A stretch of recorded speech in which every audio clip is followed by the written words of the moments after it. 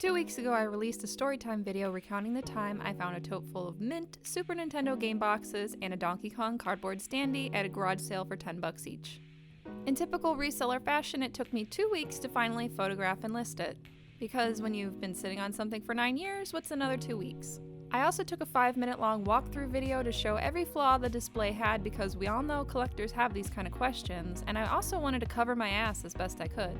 I uploaded it as an unlisted video, but if you want to see it, I'll link it in the description below. One sold in April from Canada for just under $850 shipped, so that gave me a good starting point. I hate the unpredictability of auctions, so I decided that $1,000 would be a fair parting price. Maybe an auction would bring more, but what if it brought less? Within an hour, I got an unsolicited offer for $600.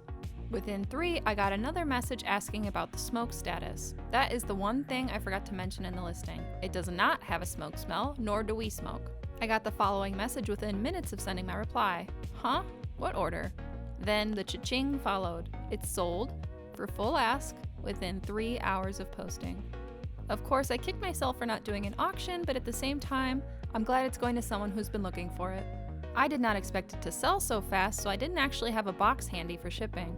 Along with the congrats that poured in once I let my followers know the sale happened, I was flooded with questions of, how in the world are you going to ship that? Well, dear followers, this is how. Donkey Kong folds up. I'm not sure it was intended to be constantly broken down and flattened only to be popped up again, but it does have fold lines, and it was shipped to the stores originally flat folded. He can be compacted to about 6 inches tall, so I needed a very large but very shallow square box, and nothing I had at my house was working like I hoped. My husband stepped in and said he saw the perfect box while at Lowe's, and he just so happened to be heading there for shed building supplies. He would pick it up for me. And he wasn't kidding, it really was perfect. Little did I know, though, that this box cost him a whopping $25. Ladies, get yourself a man that spends $25 on a box without blinking. Most expensive box ever for my most expensive single flip ever, I guess. I did free shipping with the expectation that I'd be spending around $100 to ship the item, including the box. So now that the problem of the box was solved, I had to actually prepare it. I noticed the box said not recommended for shipping. I assume that means not recommended for shipping TVs, but it's probably fine to use for this purpose. Step 1, bubble wrap cocoon. Step 2, the box came with this big foam sheet pocket, so I slid him inside and wrapped up all the edges, like a Donkey Kong calzone.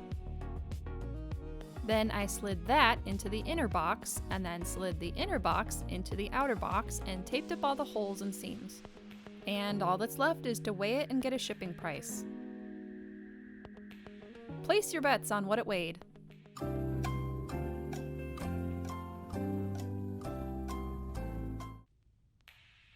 16 pounds, 10 ounces, and I'm guessing most of that is the box because the box itself was super heavy. If we plug that and the rounded up dimensions in, we see that UPS and FedEx are not far apart. I got really lucky with this. Sometimes when you do free shipping, you get screwed and it goes to the other side of the country. This time it's staying on my coast. So UPS with signature confirmation and added insurance brings me to $61.22. With a $25 box, I'm still under my $100 shipping budget. Not too bad at all. And that is the end of a 9-year saga. In this case, procrastination paid off.